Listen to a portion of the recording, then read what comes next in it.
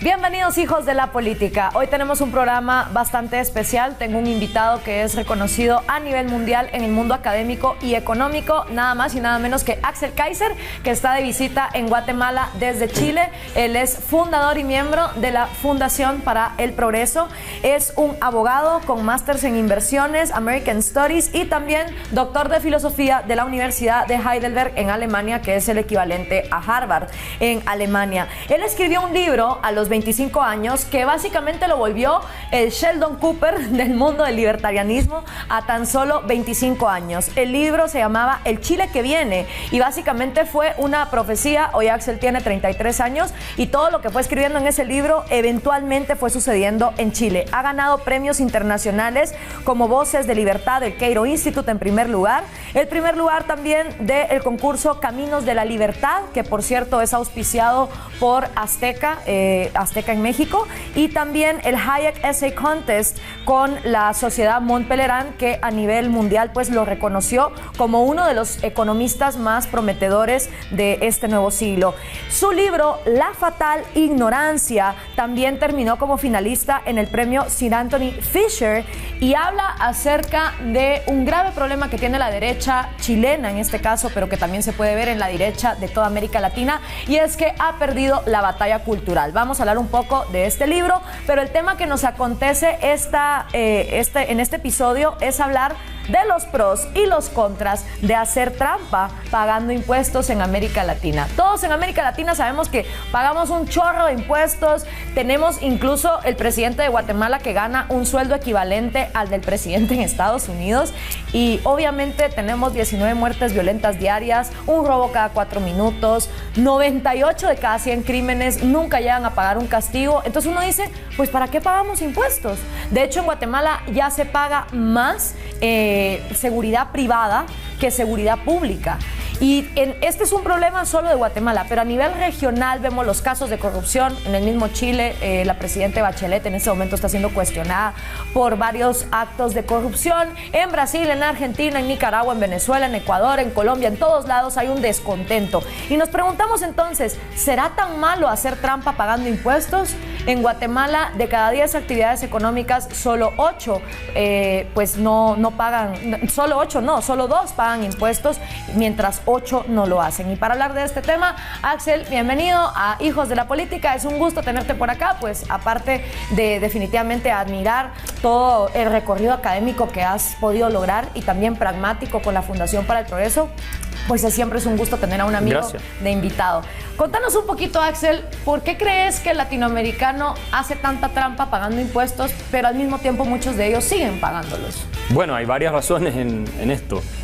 La primera es que la forma en cómo se gasta el dinero de los impuestos que entra a los gobiernos es absolutamente ineficiente, corrupta, y no provee obviamente los servicios ni la calidad de los servicios que uno esperaría. Entonces hay ahí, por un lado, una conciencia de que si uno paga, la plata va a ser despilfarrada o va a ser simplemente robada, por decirlo en términos muy francos y muy duros. Esa es una de las razones. La segunda razón tiene que ver también con una cultura del no pagar impuestos. Es decir, en otros países, aun cuando hay una cierta conciencia de que el dinero no se gasta bien, hay una cultura del contribuyente. Alemania es un buen ejemplo de eso, por ejemplo. El contribuyente va y paga, aunque muchas veces el dinero se gaste muy mal. Por ejemplo, todo el paquete de rescate que se están haciendo a Grecia, a todos esos países que son un despilfarro tremendo y que la población está en contra, pero sin embargo siguen pagando impuestos porque tiene esta cosa de cumplir la norma de pagar el impuesto. Pero entonces, si el gobierno se roba los impuestos, ¿eres un buen ciudadano haciendo trampa y no pagándolos? ¿O aún así tienes que pagar impuestos a pesar de que sabes que te lo están robando? Porque esto es un debate que viene de todos los filósofos. Exacto, ese es un debate. Digo, ¿qué es lo que es un impuesto? Un impuesto es una confiscación de tu propiedad. Eso es lo que es. El gobierno, el Estado, que es ese grupo de personas que controla el monopolio de la violencia física en un determinado territorio, como decía Max Weber, te quita una parte de lo que tú produces, te expropia una parte de tu trabajo, bajo el argumento de que con eso va a financiar ciertas cosas, entre ellas tribunales de justicia, seguridad y todo lo demás. ¿Qué ocurre en América Latina? En la mayoría de los casos, nada funciona. Entonces te quitan, te confiscan tu propiedad, pero ni siquiera son capaces de cumplir el mínimo, que es que haya seguridad en las calles, por ejemplo. Entonces, llega un punto en que si tú pagas más impuestos, no mejora tampoco la seguridad. Entonces, al final, casi hay una justificación moral, uno podría llegar a pensar, de que la gente no pague los impuestos porque en definitiva los impuestos que son propiedad privada, que se está extrayendo a la fuerza de quien la generó, no está cumpliendo el fin para el cual supuestamente está establecido. Pues te pongo el caso de Guatemala. En Guatemala, de cada 10 actividades económicas, solo 2 pagan impuestos. Hay una población económicamente activa de alrededor de 7 millones de personas, es decir, 7 millones que económicamente están viendo cómo sobrevivir y subsistir para una población que hace 10 años nos dijeron que éramos 14 millones, ahora no sabemos exactamente cuántos somos. De esa gente, de la población económicamente activa de 6 millones, solo hay 1.5 millones de números de tributación registrados, que son los NITs en Guatemala.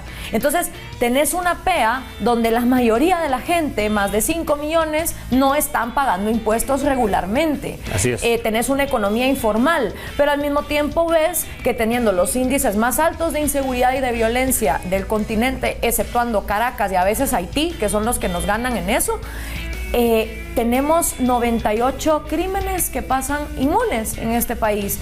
O sea, con esos chances, si yo pudiera comprar un billete de lotería teniendo el 98% de posibilidades de ganarme la lotería, obviamente lo compro. Entonces lo que pasa en Guatemala es que todo el mundo asesina, todo el mundo roba, porque tus probabilidades de irte a la cárcel son de 2 en 100.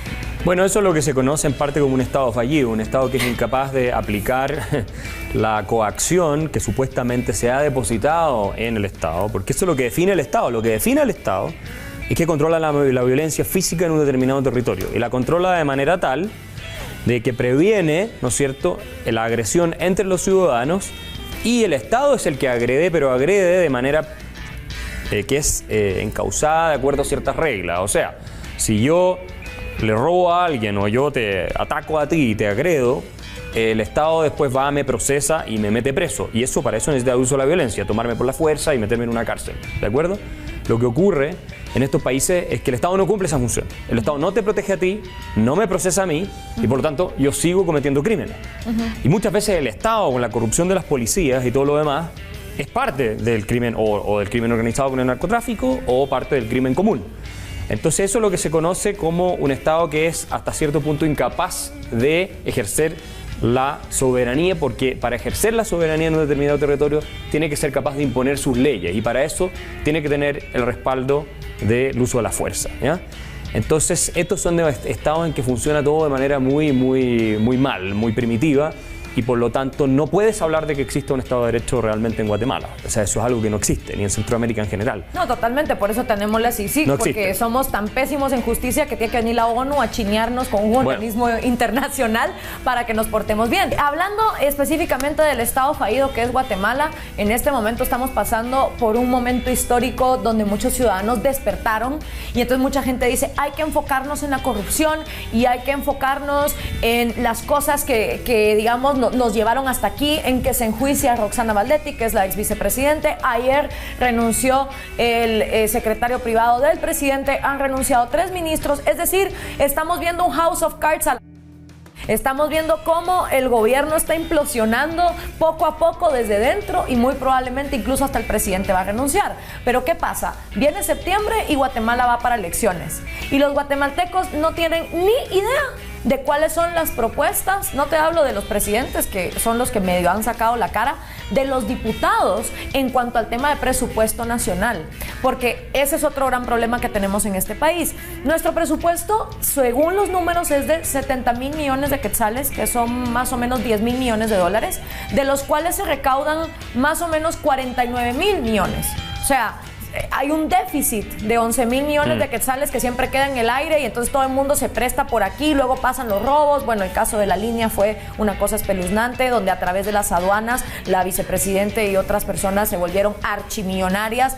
En el IX murieron más de 10 personas por un medicamento que no era el adecuado y se hizo también por una malversación de fondos. Es decir, por todas partes en Guatemala, sistema de salud, sistema de aduanas, sistema de seguridad, vemos la corrupción.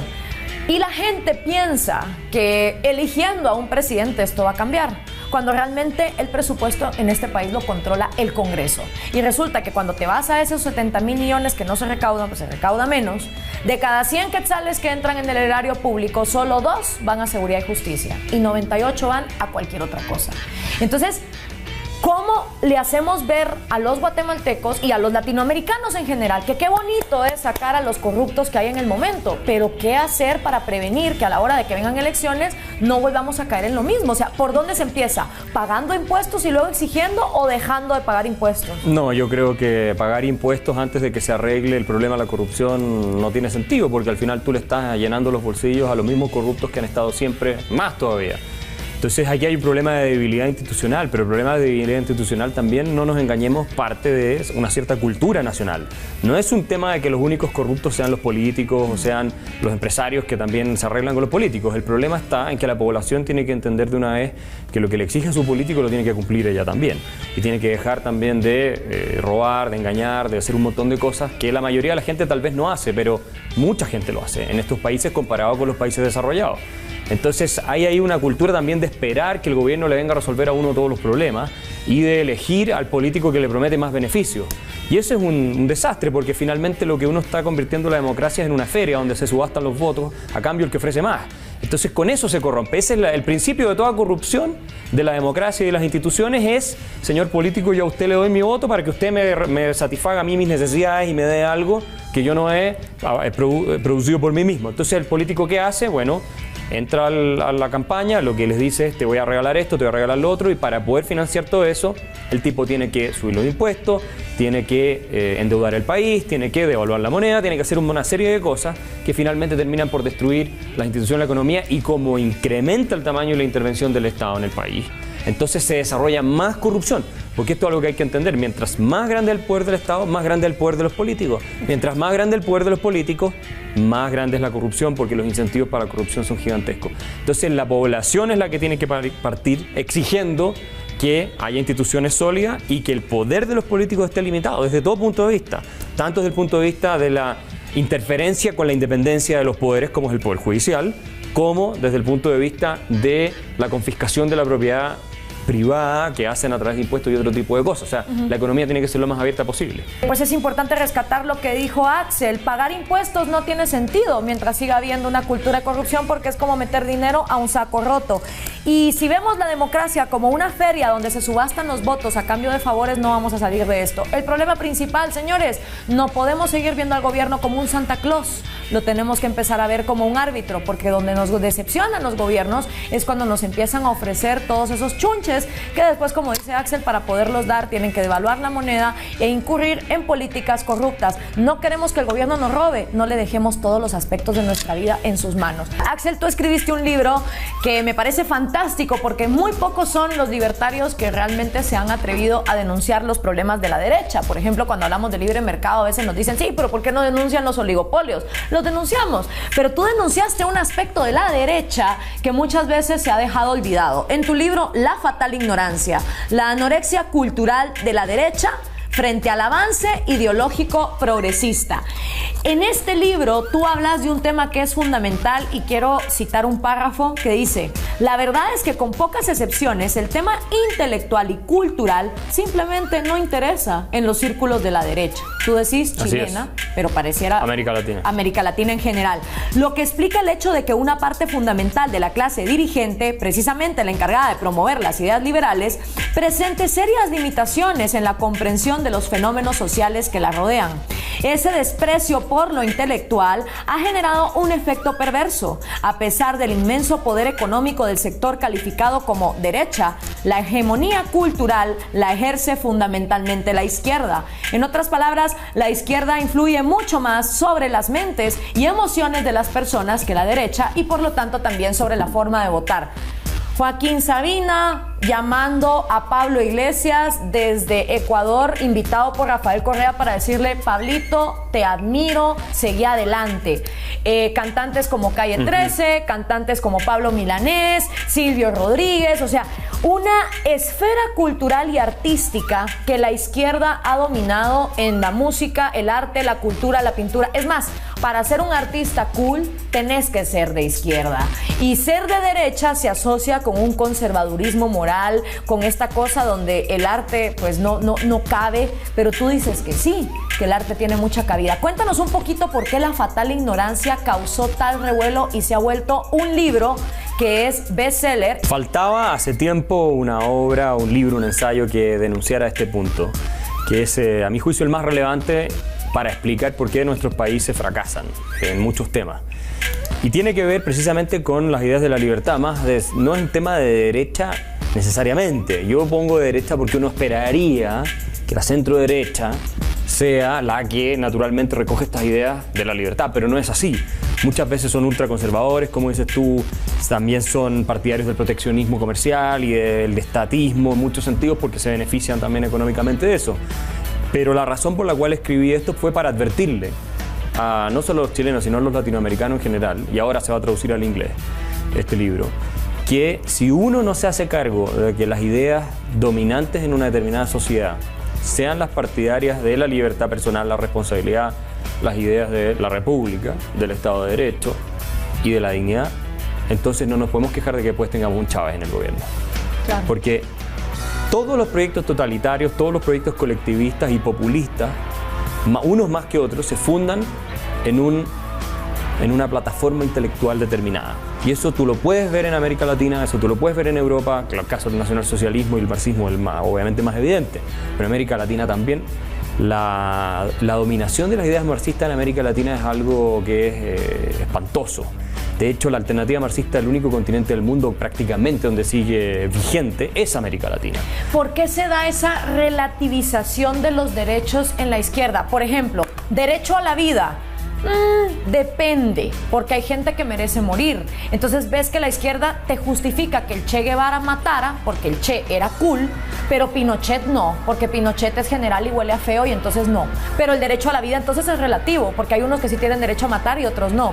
Derecho a la propiedad privada, sí, pero hay gente que merece ser expropiada, porque ese tiene mucho, entonces hay que quitarle. Y derecho a las libertades, sí, pero libertad de expresión tampoco para todo el mundo, porque eso pasa también con Rafael Correa. O sea, ¿cómo es posible que una filosofía que relativiza los derechos y que perdona que cierta gente asesine, que cierta gente expropie y que cierta gente quite libertades, gane en el terreno cultural y artístico, y una filosofía que apela a la libertad individual, a que el hombre se sostenga por sí misma, esté completamente alienada del arte, de la cultura, de la música? ¿Cómo llega esto a pasar? Yo creo precisamente porque hay un sector que se ha dedicado mucho al tema de la cultura y a dominarlo a propósito, y hay otro sector que se ha dedicado a los temas más productivos y económicos. Y el sector productivo y económico al final no entiende que está sometido a lo que dictamina en el largo plazo el sector de la cultura y de las ideas. Pero ¿no vendrían las películas, las canciones financiadas de ese sector económico productivo? Lo que pasa es que el sector económico productivo no tiene, por eso la fatal ignorancia. Miren en el corto plazo. Milton Friedman tiene un ensayo que se llama El impulso suicida de la comunidad empresarial. Y en él explica cómo los empresarios muchas veces financian grupos precisamente que lo que pretenden es destruir el sistema que les ha permitido a ellos llegar a donde están. Entonces hay una fatal ignorancia y un cierto nivel de idiotez en general en la gente que se dedica a los temas productivos y a los temas empresariales, porque son muy ignorantes, no leen, no entienden. Entonces al final le dejan todo este campo a la izquierda, a socialista colectivista, que es la que finalmente termina por destruir los fundamentos del sistema que les permite a ellos estar donde están. Y te digo más, en la Alemania nazi, Hitler llegó al poder con el apoyo de buena parte de la élite empresarial, allá. Lo mismo que Chávez en Venezuela. Claro. Entonces, también son tan de corto plazo que siempre dicen, ahora va a llegar un nuevo gobernante. En Guatemala, no sé, digamos Valdizón, por decir algo, que tiene buenas opciones de ser presidente. Entonces, ¿qué es lo que hace la clase empresarial? Para seguir ganando dinero tengo que ponerme en buenas con el que probablemente sea el próximo presidente, claro, y tengo que legitimar de alguna manera todo lo que va a hacer. Y por ahí la clase empresarial se presta, con ese cortoplacismo suicida que tiene, ¿sí?, para legitimar todo este asalto populista autoritario que hacen este tipo de líderes. Claro, porque el empresario viene y dice, bueno, me tocó este dictador, pues hagámosle ganas y entonces pongámonos en buenos términos, y no se dan cuenta que a largo plazo eso es lo que los va a llevar a convertirse. Se están suicidando, a la largo plazo se están suicidando con eso. Wow. Y ese es el punto de por qué ahora tú tienes a todos los venezolanos ricos viviendo en Miami. Porque ellos no fueron capaces de darse cuenta que encontrar a Chávez algo más o menos ok y que había que acomodarse con él era al final un acto de suicidio. Y se suicidaron todos, o casi todos, igual que lo que le pasó a los alemanes, y hay muchos otros casos. Entonces al final esa es la fatal ignorancia, que no es ni siquiera buen negocio. En el largo plazo el mejor negocio para los empresarios es defender las ideas de la libertad. Absolutamente. En el largo plazo. En el corto plazo tal vez les convenga hacerse los buenos con el presidente populista de turno, pero en el largo plazo de seguro que no les va a resultar un buen negocio eso. No, y que por favor tomen conciencia de que un Calle 13 o un Joaquín Sabina diciéndole a multitudes que Pablo Iglesias o Rafael Correa son buenos, hace que muchos jóvenes ya no lean, ya no se informen y digan, si me lo dice mi rockstar es porque ha de ser verdad. Es un daño terrible. Oye, hay otra cosa más que tú mencionaste, que es el tema del doble estándar, la hipocresía moral de la izquierda. Nosotros tenemos un partido comunista en Chile que gobierna hoy día y que abiertamente celebra la dictadura de Norcorea, Fidel Castro y todo lo demás, y reclama por los derechos humanos bajo Pinochet. O sea, el doble estándar en materia moral de la izquierda en toda América Latina. Claro. Porque en Europa eso ya no es así, pero en América Latina sí. Que los muertos de Fidel Castro están bien, pero los de otros están mal. Sí.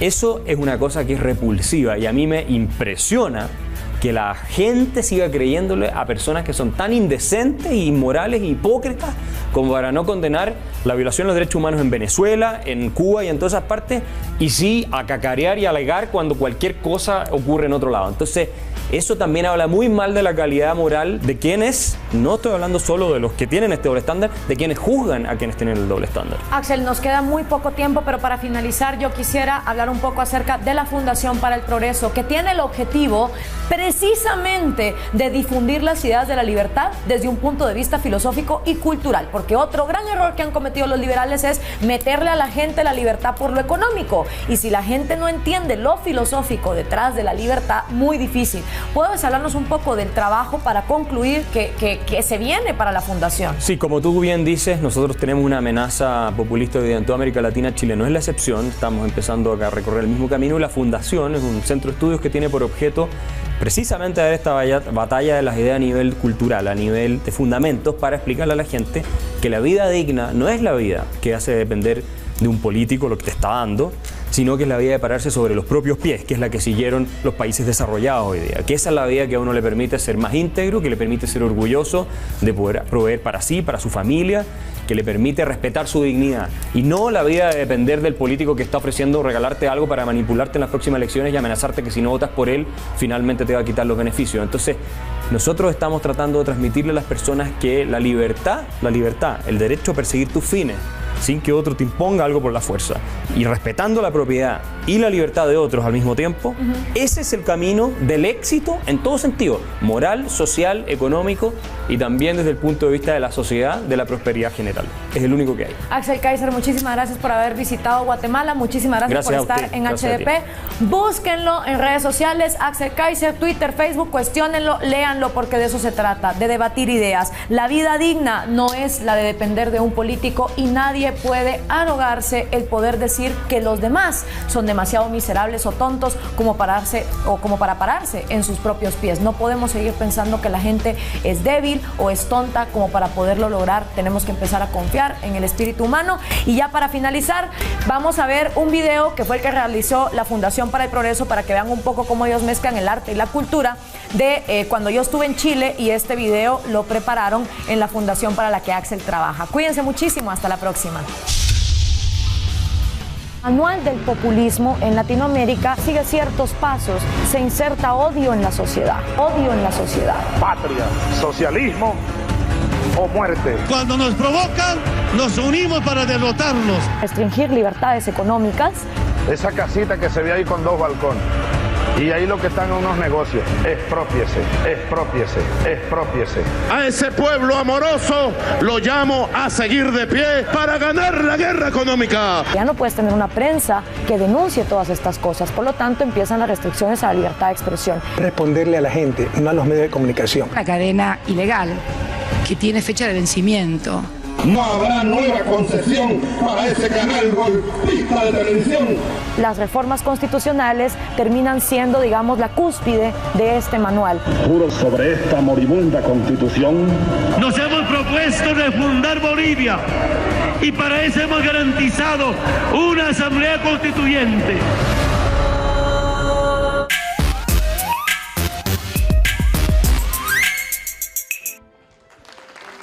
Visita las listas de reproducción. Búscanos en las redes sociales. Suscríbete.